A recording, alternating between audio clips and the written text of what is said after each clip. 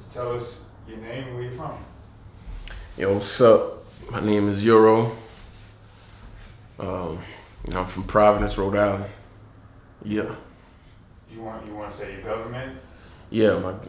My name is Euro, but my government name is Euphrates Rodriguez. It's actually where I got the name Euro from. The first two letters of my first name are EU, and the first two letters of my last name are RO. So yeah, I just put them together and came up with Euro. No association to Europe. I mean, yeah. Gotcha. So you're from Providence. So talk about that. What's it like growing up in Providence? Where you from in Providence? Growing up in Providence is very unique. It was special. I'm pretty sure everybody feels like where they grew up is special, but I really felt like growing up in Providence was just completely different for the simple fact that you run into so many different cultures. Especially for a kid like me, I was born in Dominican Republic and I came when I was very young. So just learning this new culture and experiencing life from this perspective, it was very interesting for me. You know what I mean? I learned a lot at a very young age just being out here, coming into this, whole new world. I lived in my grandmother's house when I first moved out here, over there by Friendship Street on the south side.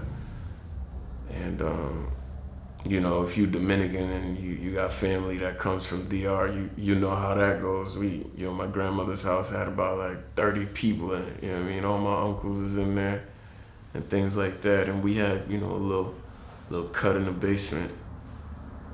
And that was our first home out here in Providence. But yeah, growing up in Providence, you just you're wide-eyed. You know what I mean? It's a clean cut, no filter look at the world. You know what I mean? Different cultures. You got Cape Verdeans, you got Spanish people, you got Haitians, you got Africa. You got all type of different energies out here. Asians, and you just when you grow up out here, you're forced to learn about different cultures and different things. So it was a beautiful experience.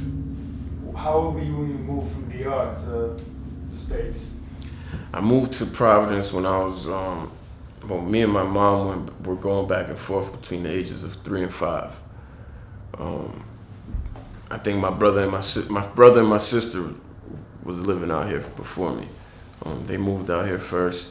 My dad was traveling back and forth. He was moving around. And me and my mom officially settled down out here too when I was about like between that age of 3 and 5, you know what I mean? I would say probably like by 5. And I was real young, you know what I mean? So I learned English pretty quick. At that age, you learn everything fast. So that was an advantage for me.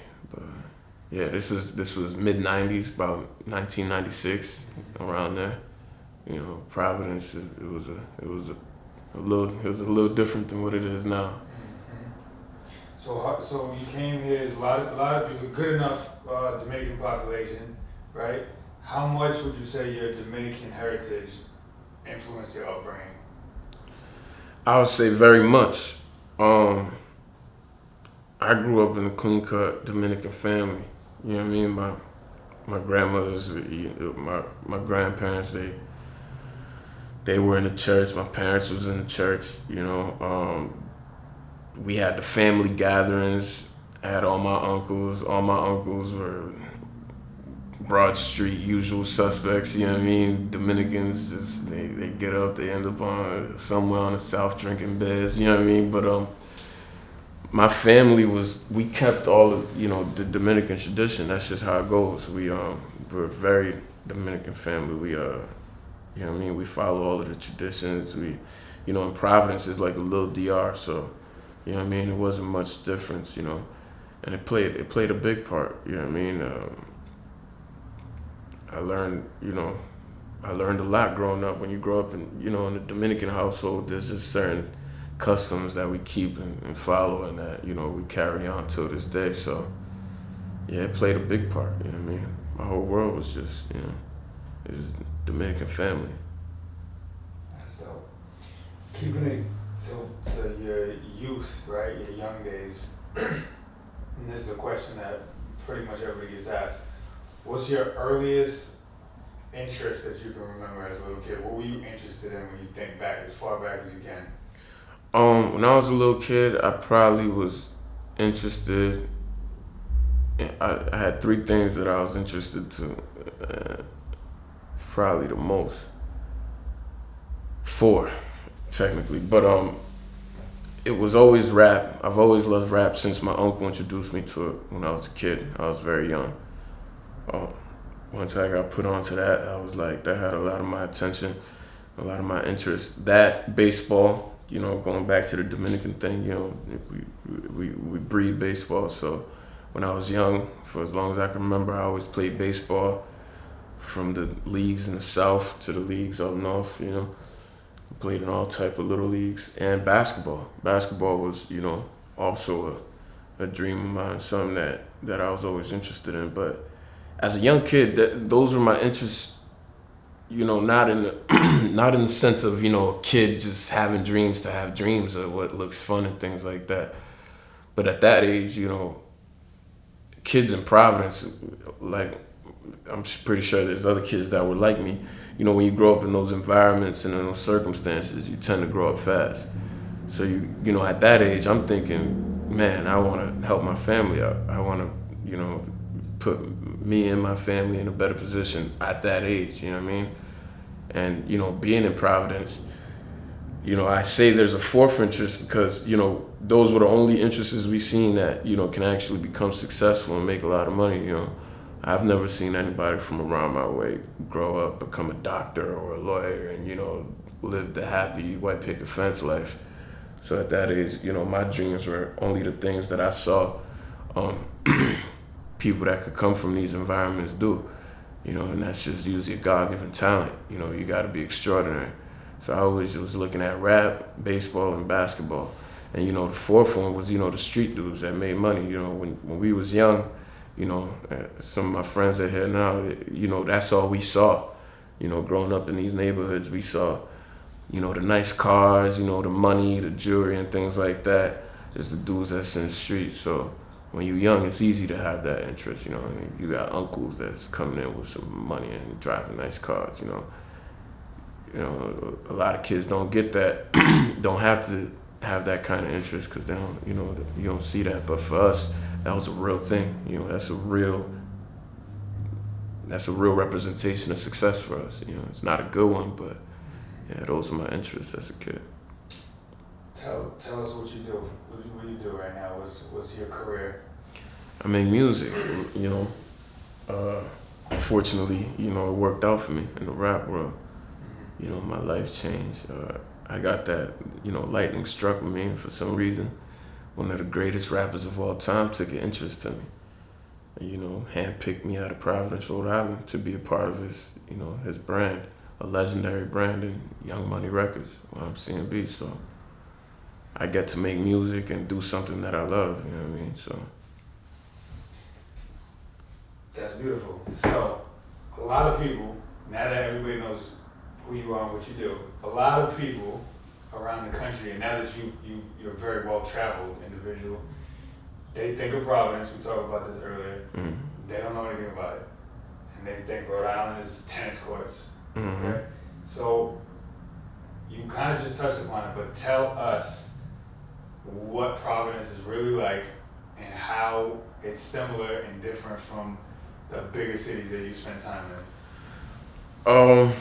Providence, a lot of people from outside of Rhode Island, they not going. It'll be unexpected for somebody who's never been around here to come to Providence and see what it's like. I think there's a misconception of Rhode Island in general, because a lot of places outside of Providence, it might be country, it might be closer to the water, it might be touristy and things like that. But Providence itself, I think Providence, as far as similarities, I'll say it's very similar to like a New York or like these cities in New England, but it's its own place. It's a very unique place. Providence is gritty, but at the same time, it has its beautiful places. It has a lot of culture. But that for me, that sounds like a pamphlet. But for me personally, from my eyes, growing up, I always saw Providence as like a beautiful mess. The areas where I grew up in, it's regular hood. You know what I mean? You're gonna find your ghetto places, your streets where you just gonna find, your custodies, the things you're accustomed to and seeing in the ghettos and things like that. That was our world. You know what I mean? That's the Providence we know. Growing up, you know what I mean? You got your city life, you got your downtown, your skyscrapers and things like that. The Providence I know is very active, very vibrant. Man, growing up, we used to have about 100 kids just running around our block, playing manhunt, playing football outside. Man, we could go somewhere to somebody else's block, get into a game with them, manhunt, football. It's a very, very vibrant city growing up for me. Many different cultures, you know what I mean, in different parts of town. You got your areas where it's gonna feel like you're in DR, and then you got your areas where it's gonna feel like you're in Italy, and then you got different vibes in each side of town. So Providence is just full of energy, full of a lot of different cultures. It's very real. There's a lot of love here, but real things happen, just like everywhere else. And it's a rough city. You know what I mean? It's a beautiful mess. You know what I mean? It's a tough city, rough and rugged, and it's super small. So you know what I mean? If you don't know somebody, you know somebody that knows somebody. But yeah, that's what Providence is like from my perspective. Is one of those cities. You know what I mean? But for the rest of the world, they don't really. I don't think they could expect what it is here. It's like really its own world. There's so much going on in here in this little space that people wouldn't expect it. You know what I mean? It's to me, it's like the best place to live. Like I really don't see myself living anywhere else. Like raising a family and things like that. Like this is home to me. How important is it to put it on the map through your artistry and your career? I mean, that's part of one of the main reasons, one of the main goals when we set out on this mission. You know what I mean? Just like everybody else, where everybody else come from. You know what I mean? We growing up here, you build up pride, and that's one of the main motives when you're going out there and you repping. Like, I'm from Providence. You know what I mean? When I won my BT award, that's one of the biggest. That's what I kept saying. Like, man, I was just on stage with Nicki Minaj and Wayne and accepting this award, and I'm from Providence, Rhode Island. That's like the first thing I wanted to say. I just want to tell the whole world, like, man, I'm from Providence. Like, you know what I mean? I see it as important because when you're a kid here and you looking up at the world, it feels like you're distant from it. It feels like we on Mars from it, like when you're in Providence. You know what I mean?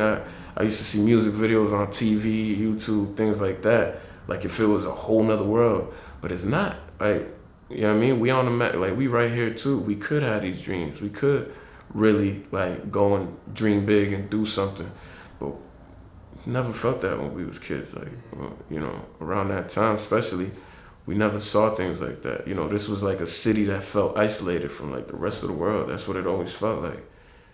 You know what I mean? So I think it's important to put this city on because I think there's a lot of gems in this city.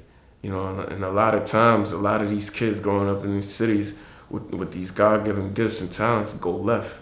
They end up in a graveyard or in a jail cell. You know what I mean? Because you feel like this is it. Like you're gonna live and die in Providence. When you come up in Providence, it's very rare that you find somebody, that inspired. You know what I mean? Because we just used to living and dying out here. So. I think it's important to put this city on because it's Providence got something to say. It's a lot going on here. It's been a lot going on here, and it's just for the future of the city. I think it's important that it needs to be. It's about time, for sure. When did you first meet Lil Wayne? I met Wayne back in 2012, to be exact. I met him briefly, 2012, 2011, around there. Me and my brother, he was in Miami at the time. He was playing baseball. And I was in college. I was in Alabama. I was playing baseball too. And what would happen is I would always be moving around. Me and my brother, we would always be moving around the country, always jumping in the mix in different places and things like that. Um, and so at that time, he was already around the camp. You know what I mean? The old Cash Money, Young Money camp.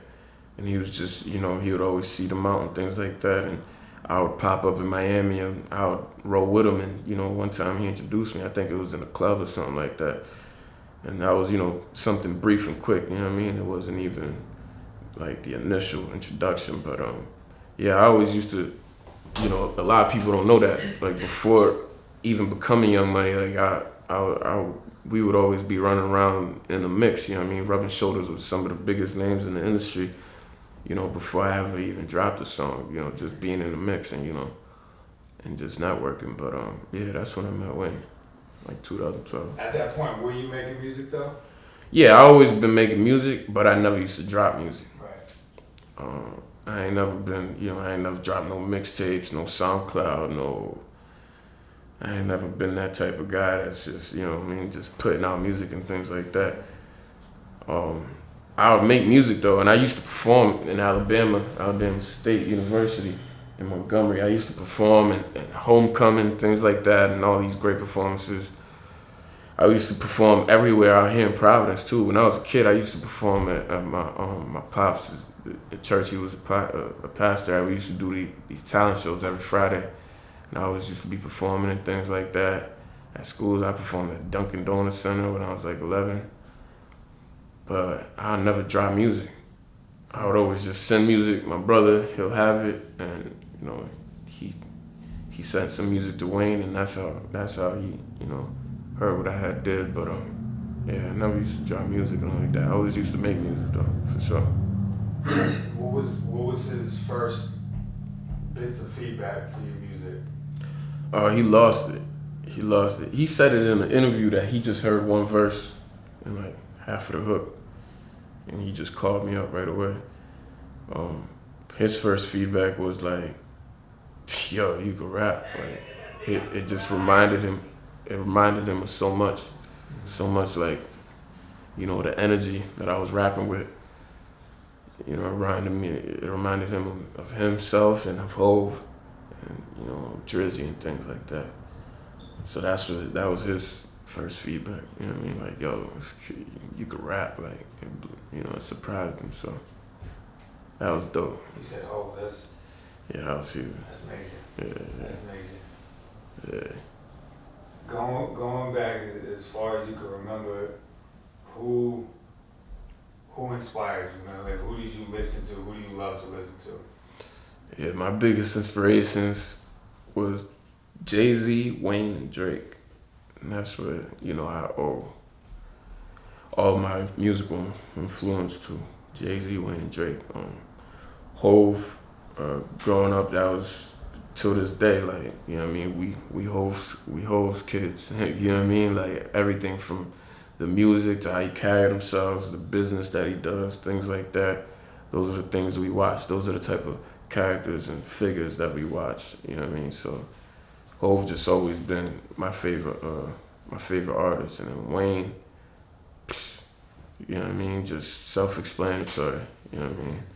There's some songs that I would listen to from Wayne that used to get me through some of the toughest points in my life, you know what I mean? Like Hustler's music. It's just so much. I used to just listen to Wayne on repeat. When I was a kid, I was a young kid. I was probably still in middle school. And I was just listening to Wayne, like, and it would just, it got me through so much. Drake, first time I heard Drake, I remember first time I discovered Drake, and what Drake taught the whole world is like, no matter who you are, if you're yourself, you're gonna win. And there's no better feeling than winning just by being yourself. Drake came to the game at a point where a lot of artists, still had to put on a facade. And, Drake came and he was himself, you know what I mean? Some kid from out of Toronto, and he was just speaking the truth. And his music was so relatable because, I feel like a lot of the music was, didn't cover the topics he was covering. He was just like, he was pulling at your heartstrings. You know what I mean? So yeah, Drake changed the game for sure. Those are my biggest influences right there. You know, the three goats. Yeah. How important was music in your family's household with your mom and pops and I know Dominicans are big on music, so talk about that a little bit. Yeah, the music thing is important. My mom is mostly where I get my musical thing. That's where my musical side comes from. My mom sings in the choir at the church. She sings at the church, and she got a beautiful voice. My mom always been singing for as long as I can remember. She used to make me sing in church and things like that. She would always put me right next to her, and I would always just ever since I could remember, like growing up, you know what I mean. She would always be singing like around the house and things like that, and like she has such a beautiful voice. Like I got her voice like embedded in my mind, like it's just, you know what I mean. That's something that I always grew up with. So I believe that's where the music thing comes from, cause it's almost like subconscious, like, you know what I mean? I grew up around my mom just singing and playing music around the house and things like that. It's just in me, you know what I mean? You It's still like, close with your mother? of course, yeah. I'm still very close to my mom, but she, I want to do music with my mom too, so one day maybe that could happen, but. You gonna make that happen? Yeah, I'm gonna try. But, yeah, that's where the musical influence comes from. It's from my mom, for sure. What's your pops like? My pops, my pops played a big part in me and my whole family, just being where we are now. My pops is he's a wise dude. I call him a very wise dude. Um, a lot of people know my pops in the city, you know what I mean? When my pops came out here, he came with just us. He left a good situation in DR to move here and bring my whole family here. And, he came with nothing, basically, you know what I mean? But the way my pops moves is like, he's always been very different. He'll always say something like, when he would leave my grandmother's house back in the day, all my uncles would turn left and go to Broad Street. He'd turn right and go downtown. He would always say that. And that just goes to show of his character. He's always been, the type that, well, everybody goes left, I'm gonna go do this over here. My pops came out here, not a lick of English. He met a man who actually was a professor in Harvard, a theology professor, which is a study of religions and things like that. Man, my pops ended up getting into Harvard. You know what I mean? This is a man who came out here with, no English, no nothing. And he ended up, getting into school out there in Harvard. He would take a little tape recorder, right? Mind you, he didn't have a car or anything like that. But he would have that same man that he met, a white man by the name of David Bueller. He would have him come pick him up way in the south side and take him to Harvard every single day. So my pops would be up like at 4 a.m. every single day with a little tape recorder. He does not speak no English. Man, he would drive up to Harvard. He would record the whole class in Harvard, and he'll come back home and he'll have my sister or my brother just help him translate. And every night he'll do hours of homework in English without even knowing a word. You know what I mean? And that just, I just tell that story to show you what type of dude my pops was. He was a very determined guy, very patient man. In all the neighborhoods that I've lived in for as long as, especially Sears Ave, he always been a peacemaker. We lived in rough neighborhoods. He would always jump into situations. There'd be a fight going on the block. He would get in the middle of it and diffuse it. You know what I mean? Like he's always been a special dude. Yeah, that's who my pops is. What's your father's name? Santiago Rodriguez. Pastor Santiago Rodriguez. Sounds like a great dude, man. Yeah. A lot of young kids in the city know him from different parts of town and different walks of life, because at some point a lot of these kids was, my pops was in their life. You know what I mean? So yeah, got a lot of respect for my pops. So he's a pastor. What's your relationship with religion and spirituality? So I see religion as a different thing from spirituality. Um, I'm a very spiritual person. I grew up to be spiritual. I grew up in going to church. I believe in God. You know what I mean. I believe in a higher power and things like that. When it comes to religion, I lean off of it because I've seen the bad sides of religion and things like that. And I've always had a different understanding for religion. You know what I mean. I respect all religions. I'm very respectful when it comes to religions because I've seen it up close and I learned a lot of it. But I'm a very spiritual being. Yeah, I don't believe nothing is by chance. I believe everything. I believe in energies. I believe in a lot of things. I believe in the things you can't see. You know what I mean? So, as far as religions go, um, there's a very wise excerpt. Rest in peace, Richard Johnson. This man once told me one time. He said, "There's a story about three blind men walking in the desert, and they come across an elephant. One of them grabs the tail of the elephant. The other one grabs the leg, and the other one grabs an ear. Somebody comes along and asks them to describe an elephant. The first blind man that grabbed the tail says an elephant is like a little whip, like a little belt or something like that. The other one was like, no, an elephant is like a tree trunk because he grabbed the leg. It's very sturdy, it's very firm. And the other one was like, no, the other is like a blanket, it's like a open fan, and he was grabbing the ear.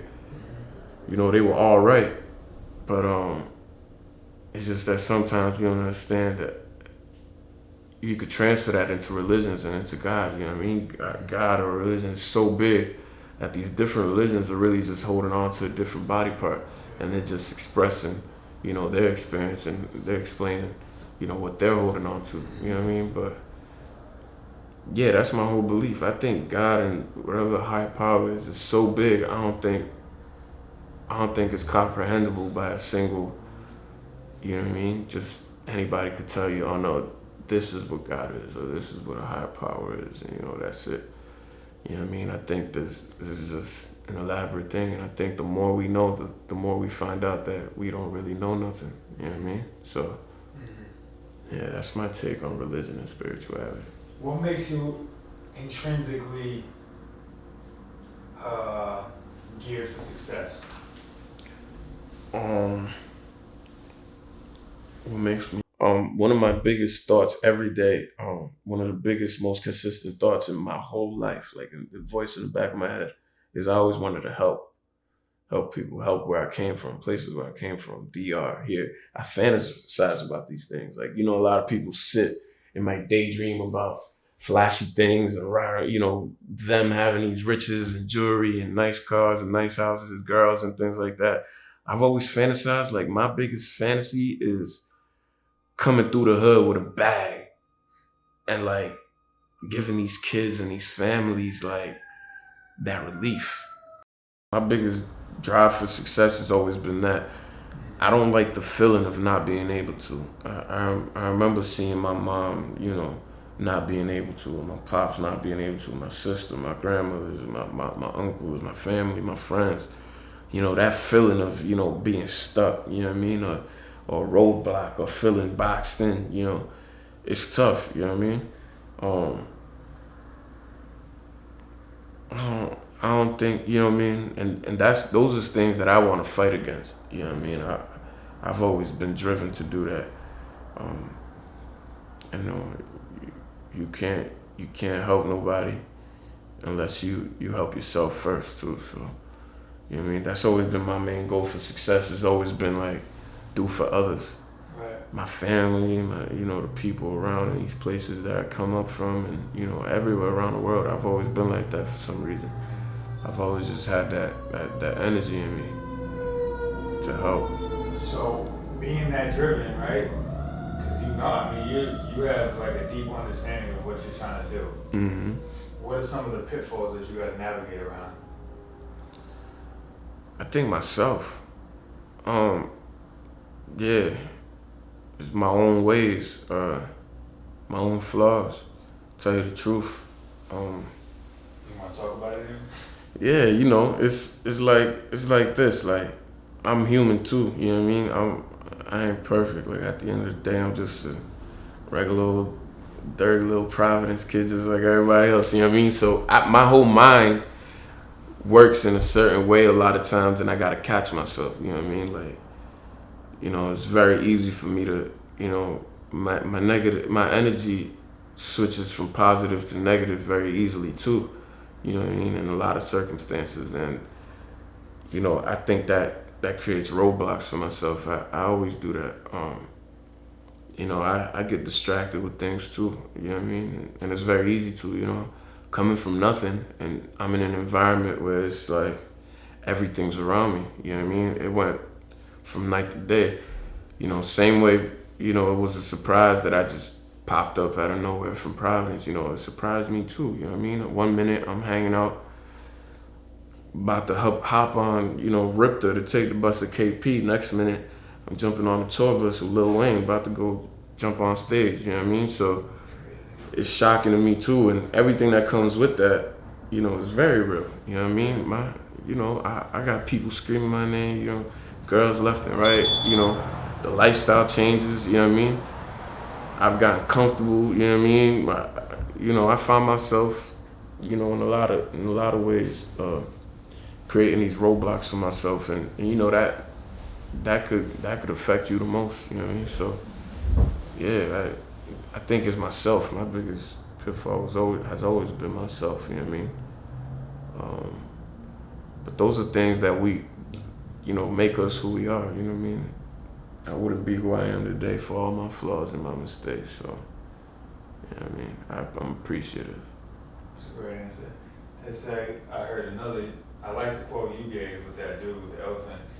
One that I heard much more simple was that almost all great men have had to navigate the vices of women, gambling, or drugs, right? Yeah. One of those three, all great men have had to avoid and navigate. Yeah, And like you said, going from here to that lifestyle, hopping on tour, you're seeing all of that. Yeah, and I was very young too. I'm coming fresh out of, I just had got in trouble at college, and I was sitting on my ass. I was here in Providence when I got that Wayne call. So I went from 0 to 100 just like that. So I hit the ground running in that world, and it was like, everything was coming so fast. You know what I mean? So it's very easy.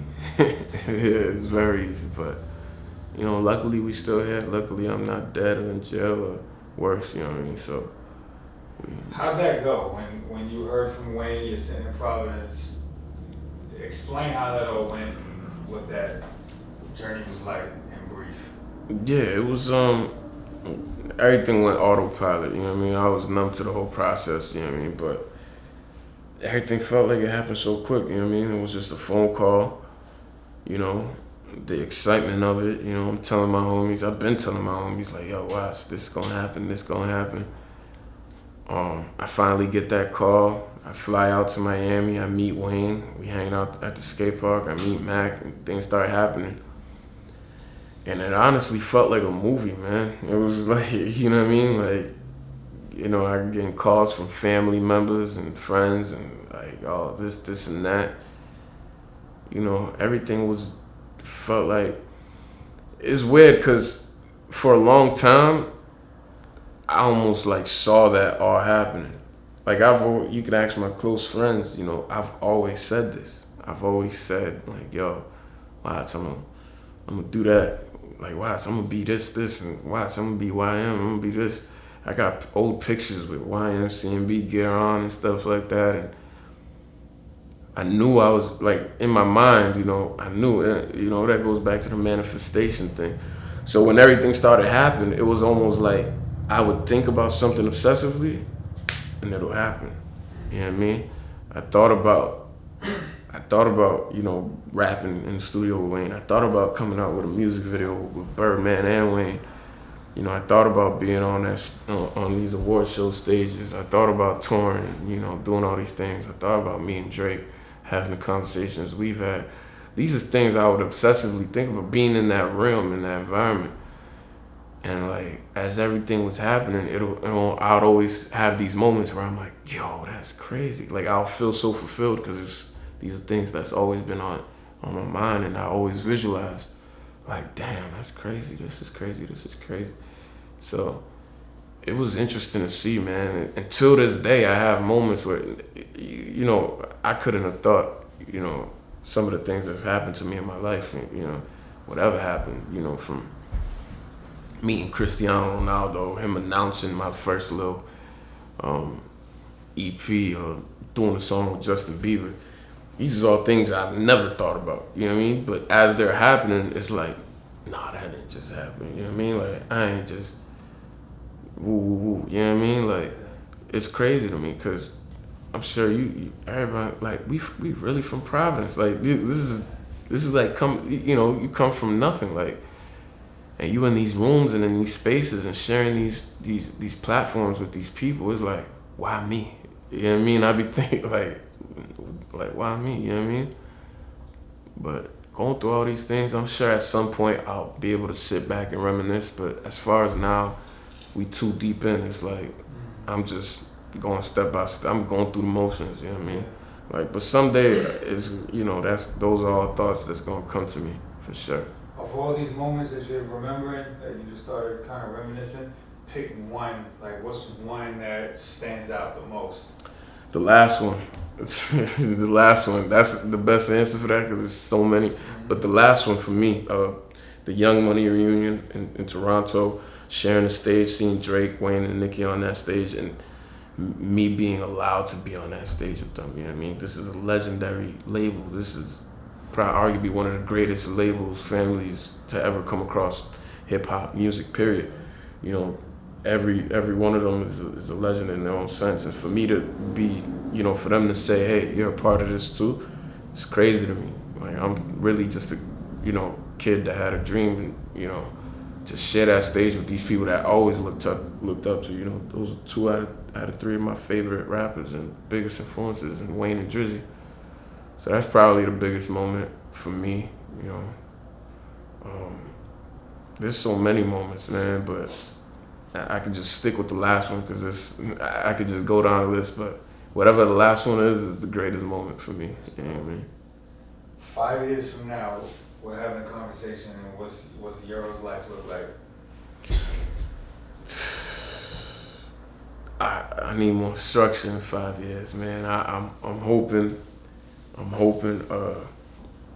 for more structure, man. I just want, the other side of my life to be more structured, you know what I mean? The music career, I'm keep my foot on the gas, keep stepping. 5 years from now, I'm still gonna be, turning up. We here for the long run. So musically, that's green light on everything. But as far as my life, 5 years from now, hopefully I'm settled down, maybe a kid or two, you know what I mean, God willing. And just more at peace internally, you know what I mean? Hopefully I could conquer all of my demons by then, you know what I mean? So I could be able to fully enjoy life how I was meant to be enjoyed, you know what I mean? Hopefully I'm more mature, you know what I mean? Hopefully I'm not in the same mindset I'm in now, because you gotta have progress. So yeah, just more structure in the other aspects of my life. Hopefully I got more time to spend with family, more time to spend with my niece, my nephew, things like that. Those are the things I really want to develop. You know what I mean? I feel like I didn't pay much attention to this whole time in my life. So you see yourself as a father in the future for sure? Oh yeah, of course, man. That's the goal, you know what I mean? Settling down, happily ever after, all that. But, I ain't tripping. However, whatever God give me, I'm cool, Amen to that. Yeah. So, getting back just on that same topic, but sticking musically, talk about where you see yourself going as an artist. Just the way that your music and your approach to music is evolving, naturally. Yeah, we wanna expand versatility. I was just on an Afrobeats album. Shout out to Fireboy. This album went like top 5 worldwide. I think it was dope experience. But it just opened my mind to how limitless we could be with our music. You know what I mean? I don't have to just give you 1,000 bars every song. You know what I mean? Musically, you know, I want to expand and I just want to show my versatility. You know what I mean? Because I'm a musical person. I'm not just a rap person. You know what I mean? You know, I make all kinds of music. I also want to broaden my Spanish side and make more Spanish music. You know, really step into my culture and things like that. Yeah, and we just want to turn up. We want to keep experimenting, keep bringing this pushing the culture forward. You know what I mean? Seeing how versatile a rapper could be. You know, there's new rappers, new styles coming out every day. I want to see what a Dominican rapper could do. You know what I mean? Who makes Afro beats music, Spanish music, and hip hop, and you know, melodic music. I want to try everything. I want to touch everything, and see where my talent could really take me. I want to see why Wayne calls me a secret weapon. You know what I mean? I gotta show that to myself. That's incredible. On that note, where do you rank Lil Wayne as a talent scout? As a talent scout, greatest of all time. He discovered another greatest of all time in Drake and Nicki, you know what I mean? So I think you could label him the GOAT when it comes to that. Only other person that probably do it like him in that to that stature is probably Jay in discovering people like Kanye and Rihanna and things like that. Cole, you know, but Wayne, who else? Nobody could. Yeah, Wayne is just, he has an eye for this. You know what I mean? He knows what he knows. You know what I mean? So I agree. yeah. I'm gonna ask you the same last question that everybody gets asked. 12-year-old Euro is sitting right there, right? It's you and 12-year-old Euro. What are you telling them? Yo, 12-year-old Euro, please don't do whatever I think you're about to do. At that age, my head was all over the place. At that age, I was going through a lot. And there was a lot of mistakes that I made from that point to now. I'll probably say, yo, there is a light at the end of the tunnel. The 12-year-old Euro, you know what I mean? Like, everything is gonna work out. Like, don't think, yeah, like, things are gonna get better.